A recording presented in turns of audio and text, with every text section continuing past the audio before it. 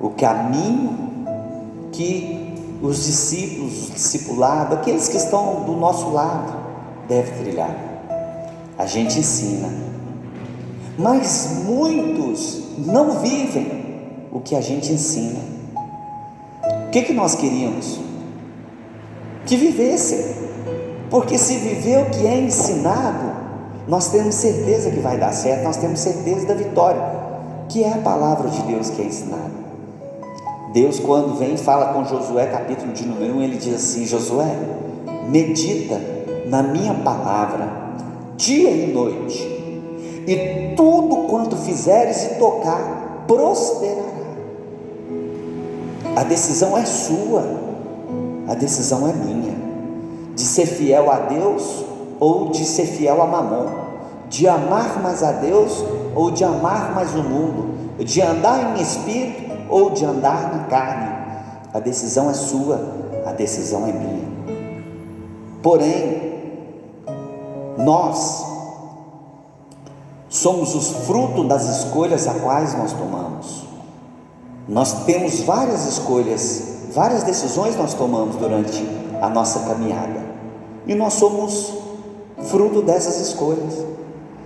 Faça as escolhas certas, peça a Deus para iluminar o seu entendimento, como Paulo ora para a igreja de Éfeso, para que você conheça a boa, perfeita vontade agradável de Deus.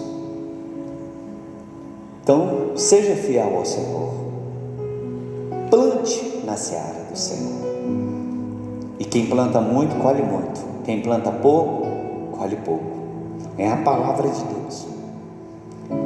Eu hoje estou inspirado por Deus em uma palavra. Jesus nos ensina a perseverar na oração. Essa palavra, eu fui inspirado a falar dela através da vida da pastora Nicole, lá de Vitória. Pastora Nicole que está nos assistindo. Ontem nós tivemos um momento de oração e eu falei um pouco sobre ela, e a pastora Nicole me encorajou a compartilhar essa palavra com a igreja. Eu queria então iniciar em Lucas capítulo de número 18, no versículo de número 1. A Bíblia diz assim, está aqui: e disse-lhe Jesus uma parábola sobre o dever de orar, sempre e nunca esmorecer. Havia em uma certa cidade um juiz que não temia a Deus, nem respeitava homem algum. Havia também naquela mesma cidade uma viúva que vinha ter com ele, dizendo: Senhor juiz, julga a minha causa contra o meu adversário. Ele por algum tempo não quis atender o pedido dela, mas depois disse consigo: bem que eu não temo a Deus e nem respeito homem algum, todavia, como esta viúva me importuna, julgarei a sua causa, para não suceder que por fim venha a me importunar de novo, ou esteja aqui de novo na porta da minha casa. Então disse o Senhor: considerai o que diz este juiz iníquo. Não fará Deus justiça aos seus escolhidos, que a Ele clamam dia e noite, embora pareça que Ele está demorado em defendê-los? Digo-vos que bem depressa Deus vem para lhe fazer justiça. Contudo, quando vier o Filho do Homem, achará porventura fé na terra?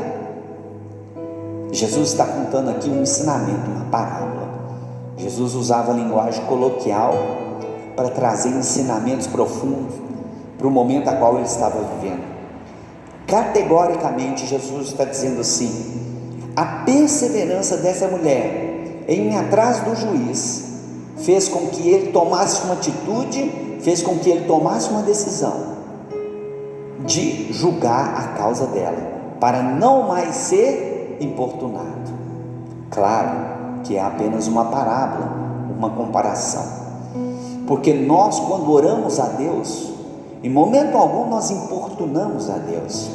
Pelo contrário, Às vezes que nós paramos para orar a Deus, nós sentimos que Deus é o melhor ouvinte, pelo menos para mim, Deus é o melhor ouvinte. Parece que Deus para tudo lá nos céus, parece que Deus para com os anjos, a adoração dos anjos, tudo que está ocorrendo lá no céu, e quando nós estamos orando, Deus para ouvir a nossa oração, 24 horas, porque Deus não cansa. Deus é Espírito, e Ele não tem a matéria do corpo como nós temos, Ele não cansa.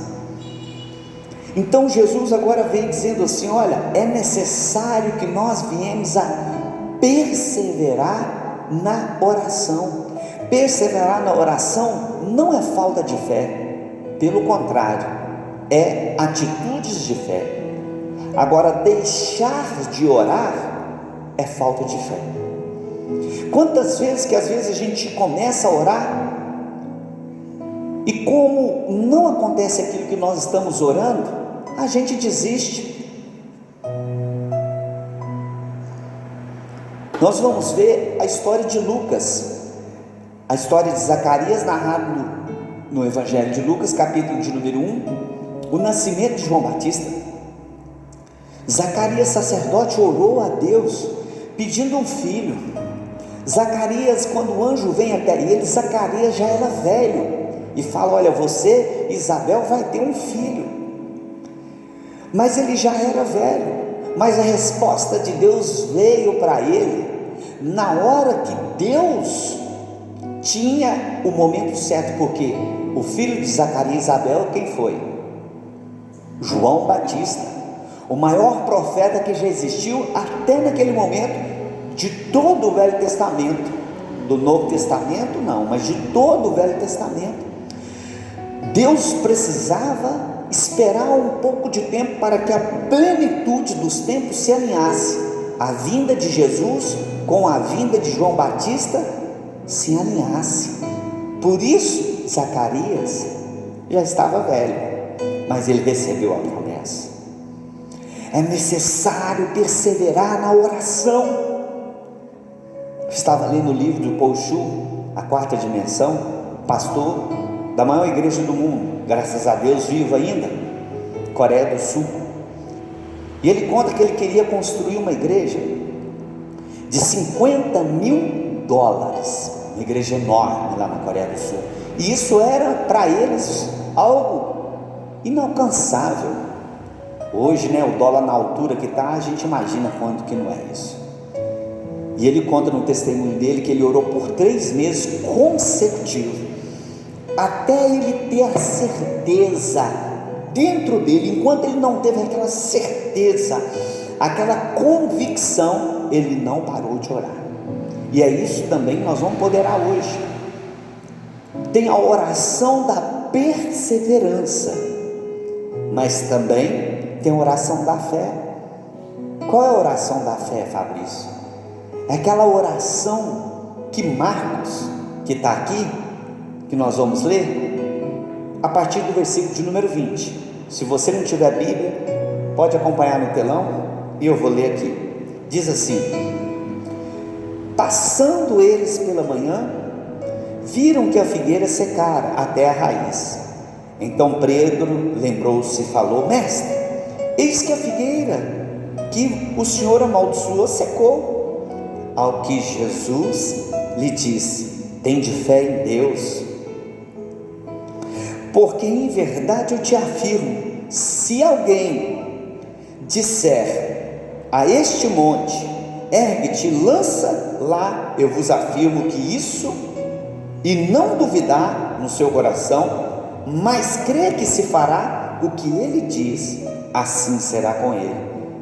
Por isso vos digo, que tudo quanto em oração pedirdes, credes que recebereis, e assim será com você. E quando estiveres orando, se tens alguma coisa contra alguém, perdoai, para que o vosso Pai Celestial perdoe as vossas ofensas. Mas se não perdoares, também o vosso Pai Celestial não vos perdoará. Como Tiago diz, se você tem fé e pede a Deus sabedoria, não duvidando no seu coração, mas tendo certeza, isso vai acontecer. Que oração é essa aqui? Essa é a oração da fé, que é diferente da oração da perseverança. Oração da fé é quando você está no mais alto pico de fé. Jesus falou sobre a fé grande, Jesus falou sobre a fé pequena. A fé é algo que às vezes nós não olhamos para ela como Jesus quer que a gente olhe. A fé, ela é comparada a um grão de mostarda, o menor das hortaliças. Quando planta na terra, se torna uma das maiores árvores. A fé, ela precisa de ser crescente. Se você estiver a ponto de evolução dentro do seu coração, com fé naquilo que você vai pedir, na hora que você orar a Deus, imediatamente você recebe. Por quê? Porque está ali, está gerado. Mas tem coisas, querido, que não é da noite para o dia. Por exemplo, eu estava ministrando lá na igreja de Vitória, foi muito interessante. Aí eu falei assim: irmãos, quem tem fé para receber, é só uma comparação, mas isso foi uma verdade lá na igreja de Vitória. Quem tem fé para receber R$50 como um milagre da parte de Deus, levanta a mão. Aí 90% da igreja levantou a mão. Quem tem fé para receber da parte de Deus R$5.000, levanta a mão. Aí teve uma irmã que levantou a mão, até hoje ela congrega com a gente lá na igreja. Eu tenho fé para receber os 5.000, pastor.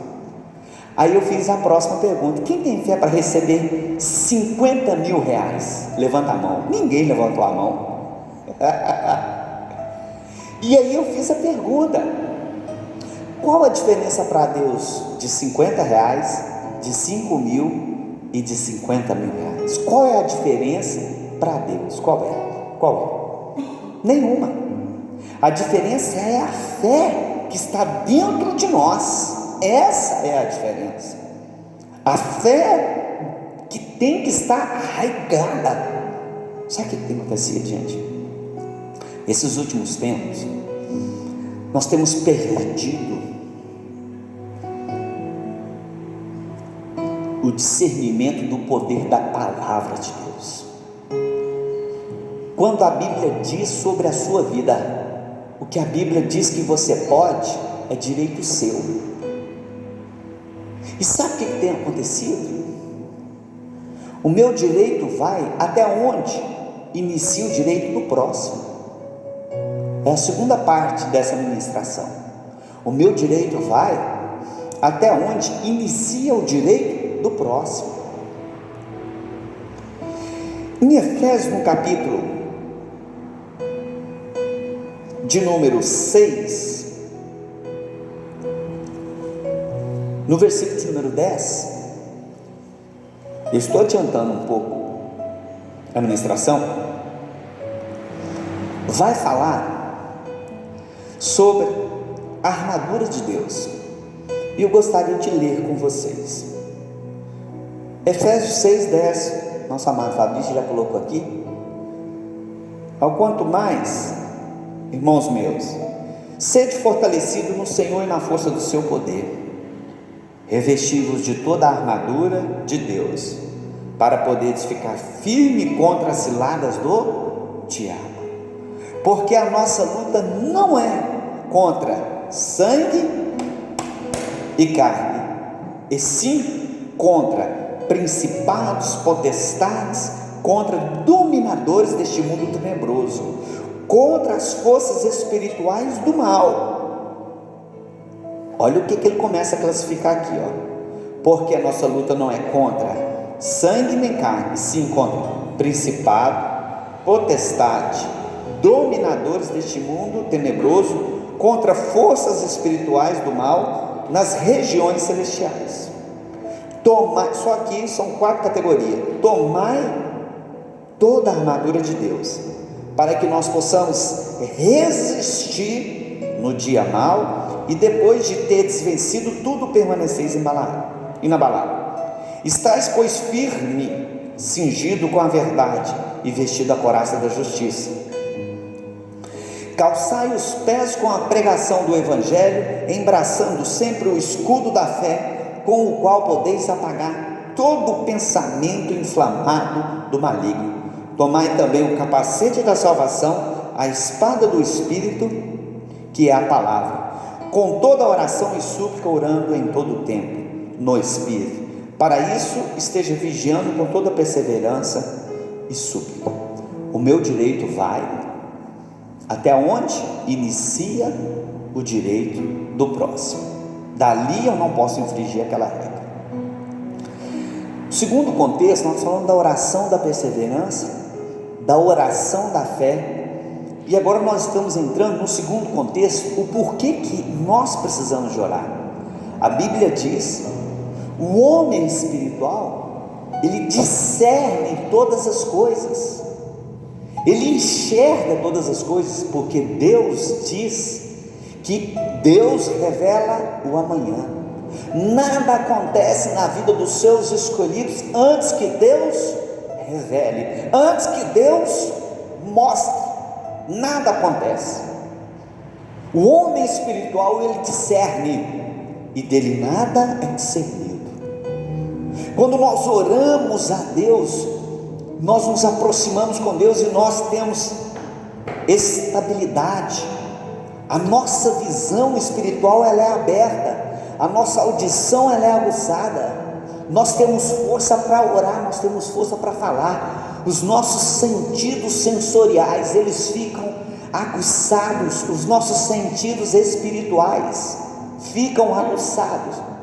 Deus nos revela, Deus nos livra do mal, Deus nos protege. Então, do que nós estamos falando, pastor?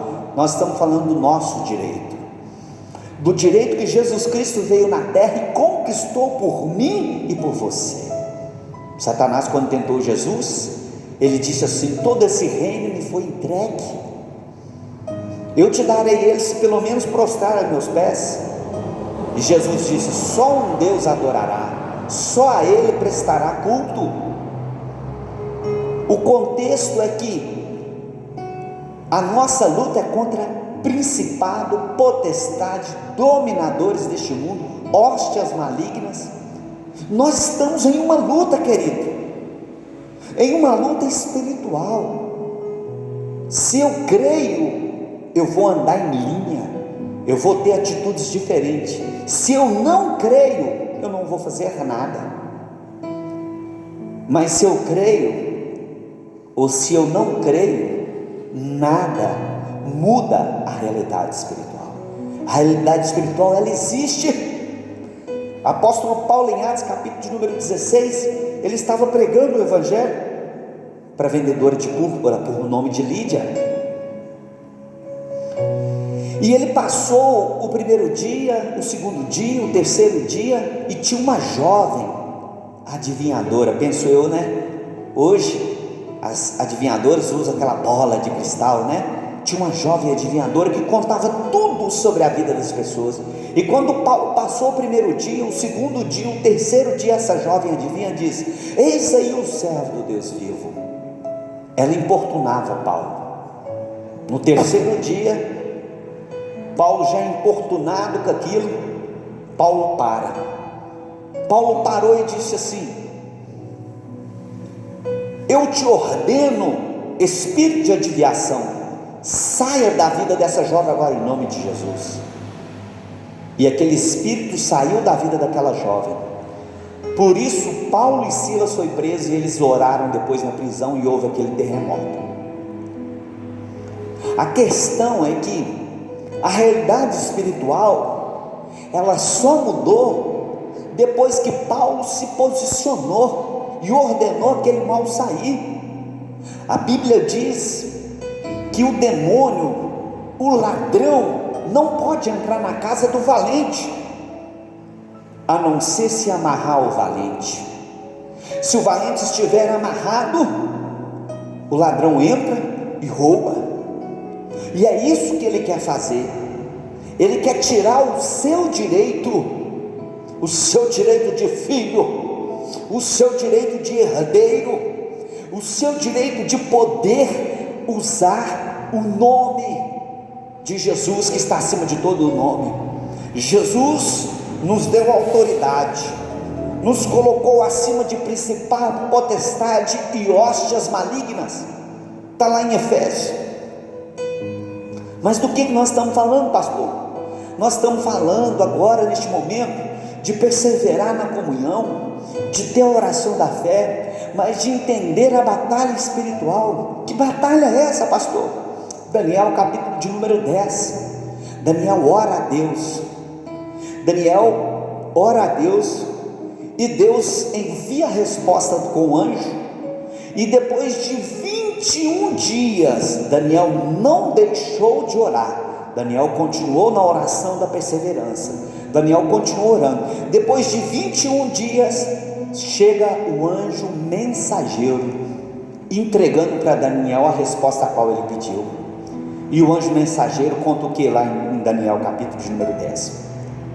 Daniel, servo do Deus Altíssimo, no primeiro dia que tu oraste, Deus me enviou a trazer a mensagem para você. Porém, quando eu desci, o príncipe da Pérsia, nas regiões celestiais, começou uma batalha. Teve que vir Miguel para poder me ajudar. Miguel, o anjo de guerra, teve que vir para poder me ajudar. A batalha durou 21 dias nas regiões celestiais. Miguel também não pôde vencê-lo. Miguel então disse: que o Senhor te repreenda. Então eu consegui descer e estou chegando aqui hoje com a sua resposta. Do que nós estamos falando? Nós estamos falando do rei Ezequias de Israel, que estava com Senaqueribe, os amalequitas, em volta do seu domínio, em volta do seu castelo.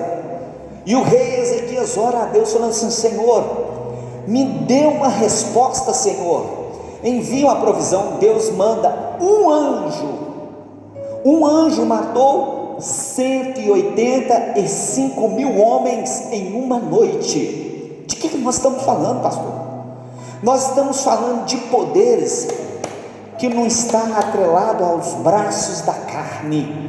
Maldito é o homem que confia na própria força do homem.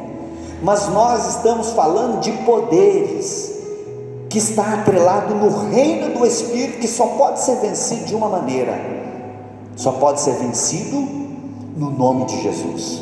Mas como que é isso? Estou quase finalizando, porque o nosso horário vai dar, mas eu vou encerrar com isso.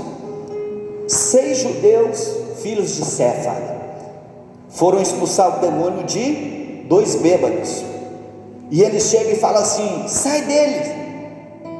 E o bêbado diz assim, os demônios na boca do bêbado: olha, Jesus de Nazaré eu conheço, Paulo eu também sei, mas e vós, quem sois? Diante de tudo isso, o bêbado lançou mão dos filhos de Céfaro, dos 6 judeus. Eles apanharam, foram embora para casa sem roupa. No reino do Espírito nós somos conhecidos. Você é conhecido no reino do Espírito. O nosso culto vai encerrar aqui, mas eu gostaria muito que você estivesse orando aí na sua casa. Abençoa a sua casa, abençoa o seu lar. Não dê o seu direito para Satanás. Deus é contigo, em nome de Jesus. Toma posse daquilo que Deus entregou em suas mãos. Seja o valente da sua casa. Deus te deu espírito de ousadia e não de medo. Que Deus te abençoe, em nome de Jesus Cristo. Obrigado, Senhor. Toma em tuas mãos a cada um que está nos assistindo, Pai. Que o Senhor entre na casa de cada um, que o Senhor abençoe aqui a cada um que está aqui presente. Nós ordenamos que todo mal que se levantou contra nós caia por terra, em nome de Jesus. E nós nos apropriamos da tua palavra e da tua promessa para a nossa vida. Amém. Deus te abençoe. Esteja orando, que em nome de Jesus. Amém. A gente te ama. Um grande abraço.